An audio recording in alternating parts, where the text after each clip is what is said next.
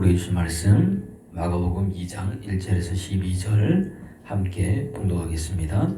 수일 후에 예수께서 다시 가버나움에 들어가시니 집에 계시다는 소문이 들린지라 많은 사람이 모여서 문 앞까지도 들어설 자리가 없게 되었는데 예수께서 그들에게 도를 말씀하시더니 사람들이 한 중풍병자를 네 사람에게 메워 가지고 예수께로 올세 무리들 때문에 예수께 데려갈 수 없으므로 그 계신 곳에 지붕을 뜯어 구멍을 내고 중풍병자가 누운 상을 달아 내리니 예수께서 그들의 믿음을 보시고 중풍병자야 이르시되 작은 자야 내 죄 사함을 받았느니라 하시니 어떤 서기관들이 거기 앉아서 마음에 생각하기를 이 사람이 어찌 이렇게 말하는가 신성 모독이로다 오직 하나님 한 분 외에는 누가 능히 죄를 사하겠느냐 그들이 속으로 이렇게 생각하는 줄을 예수께서 곧 중심에 아시고 이르시되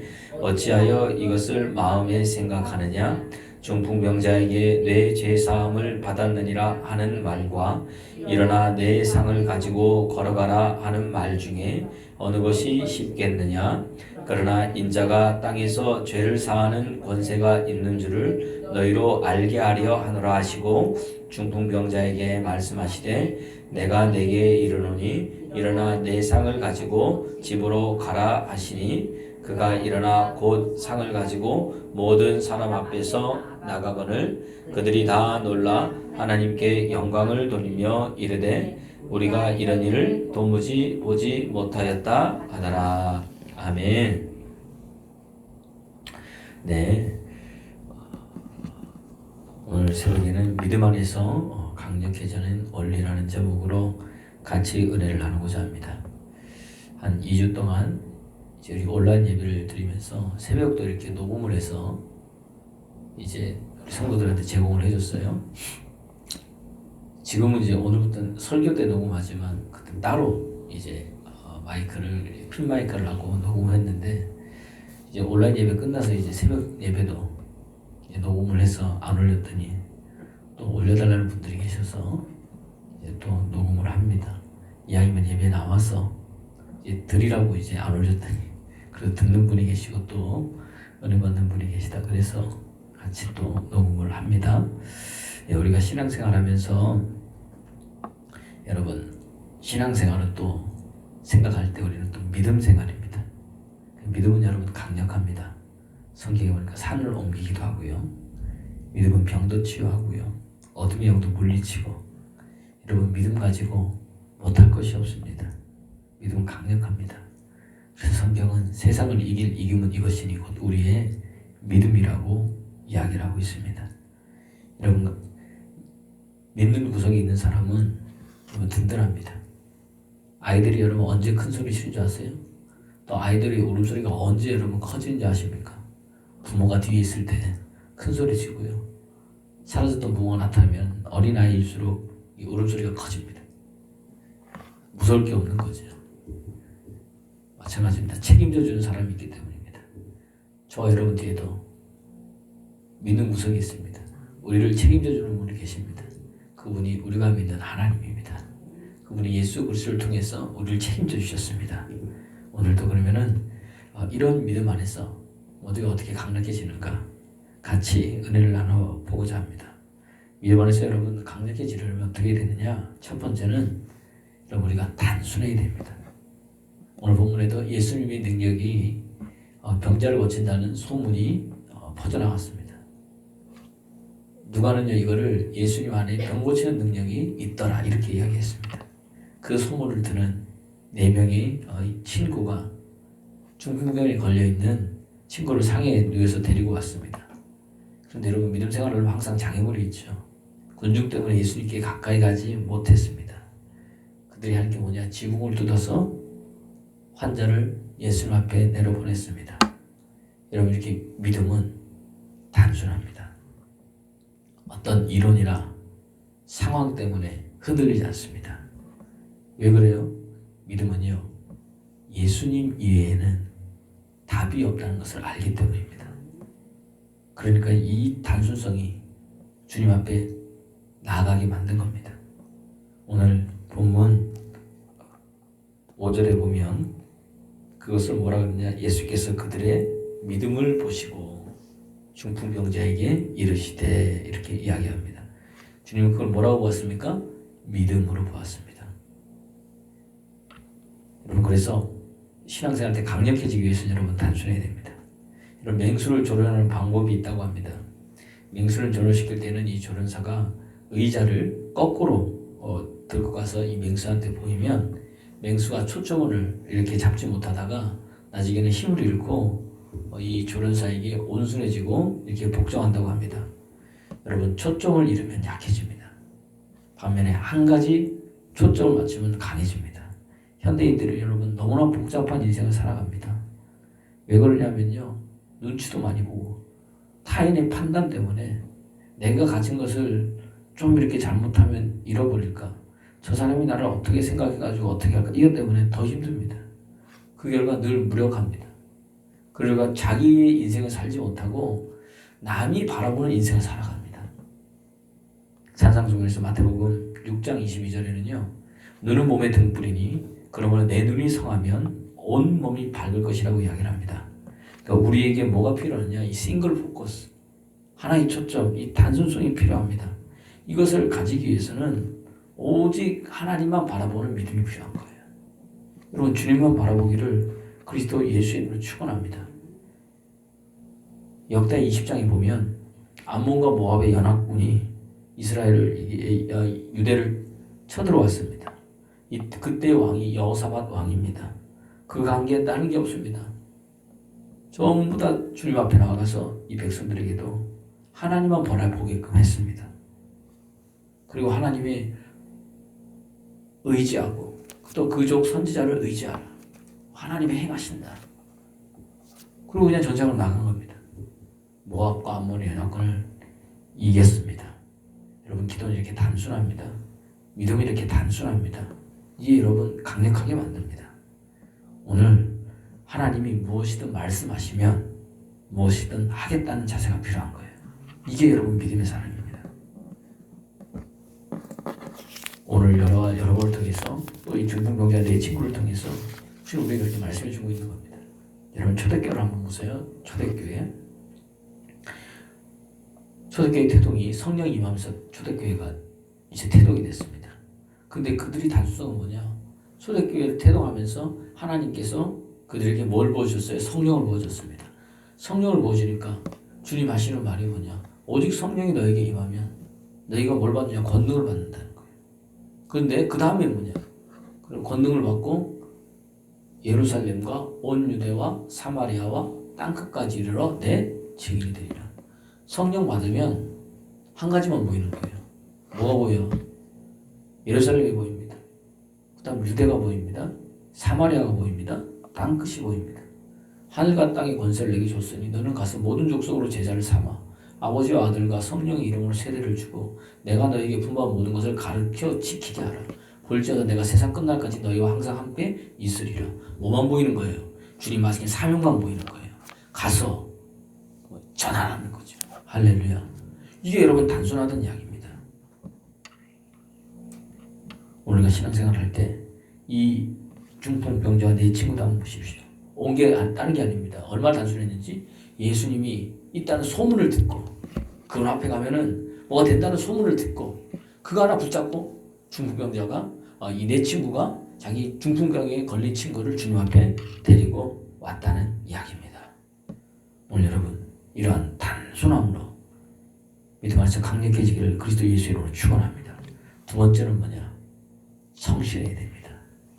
여러분, 많은 사람이 재능 있는 사람을 부러워하지만 성실은 재능을 이깁니다. 성실이란 뭐냐? 쉽게 얘기하면 옳은 일에는 어떠한 장애가 있어도 포기하지 않고 꾸준하게 하는 겁니다. 본문 보십시오. 친구를 사랑했습니다. 그랬더니 이 친구를 이 침상에 메고 예수께 나아갔습니다. 성실은 뭐냐? 될 때까지 하는 겁니다. 그 결과 나중에 뭘 뚫어요? 지붕까지 뚫는 상황이 됩니다. 근데 이걸 주님은 믿음이라고 보셨고, 왜 그러냐? 주님을 믿으니까 지붕까지 뚫어서 주님 앞에 자기 친구를 내어보인 겁니다. 그러니까 이 사람들은 장애가 아니라, 장애는요 주님 앞에 나가는 원동력이 될 거예요. 성실한 사람에게는. 여러분, 그래서 오늘 주님은 우리에게 새로운 것을 주시는데 뭐냐? 성실한 사람은요 아이디어를 주십니다. 고스란하게 무엇을 하면 거기서 생각이 납니다. 그래서 마귀는 평생 새벽 기도하는 사람 무서워합니다. 기도하면 하늘에서 주시는 능력을 받습니다. 기도하면 내 힘이 아니라 하나님의 힘으로 일하게 됩니다. 하나님이 주는 지혜로 일하게 됩니다. 예수님도 마찬가지입니다. 하늘 힘으로 무엇을 하셨습니까? 바로 오늘 본문 2장 2절 하면서 보니까 예수님께서 저희에게 뭐냐? 도를 말씀하시더니, 아침 저녁 기도하고 난 다음에 하신 게 뭐냐? 다음날 그들에게 말씀을 전하셨다는 이야기입니다. 예수님은 가르치는 일을 하신 겁니다. 어디를 가든지 바로 이 일을 성실하게 감당했다는 이야기입니다. 오늘도 마찬가지입니다. 이 새벽에 뭐하러 온 거예요? 기도하죠. 기도하면 여러분 지혜가 떠오릅니다. 오늘 하루 어떻게 삶을 살아야 될지 성령의 인도함을 받는다는 이야기입니다. 그래서 옳은 것을 붙잡고 될 때까지 하는 겁니다. 그래서 믿음의 자리, 기도의 자리에 있어야 되는 거예요. 성실한 사람은 그래서 좋은 것을 습관합니다. 그래서 세상에 성실한 사람이 예수를 잘 믿잖아요. 기도도 성실하게 되고, 신앙생활도 뭐죠? 성실하게 합니다. 물론 세상에서 또 이렇게 한 사람이 예수 안에 변화받고도 그렇게 되지만 기본 습관이 그렇게 돼 있다는 이야기입니다. 그 제가 늘 얘기하잖아요. 습관이 바뀌지 않으면 아무것도 바뀐 게 아니에요. 은혜 받았어도 우리 몸은 자꾸 옛 습관을 쫓아가기 때문에 그렇다는 이야기입니다.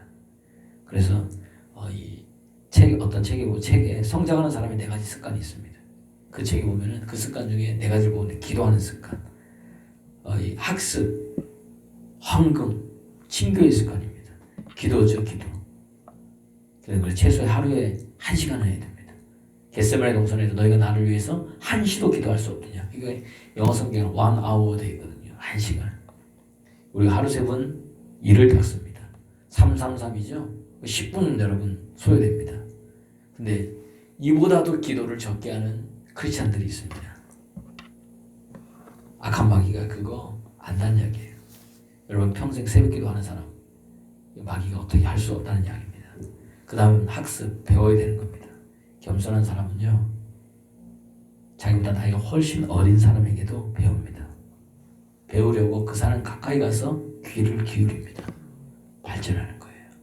저도 나이가 드니까 나보다 더 어린 사람이 뭘 잘하는데 가서 배운다, 이거 쉽지 않습니다. 목회도 그렇고요. 그런데 가서 들어야 됩니다. 그 다음 뭐냐? 헌금하는 습관입니다. 헌금. 11조. 우리 특별히 헌금에 좀 믿음의 사람은 11조입니다. 이 수입이 뭐죠? 모든 수입에 여러분 11조입니다. 모든 수입에. 우리가 예를 들어서 잔치를 했든 아니면 가서 용돈을 받았든 이런 거 많이 하죠.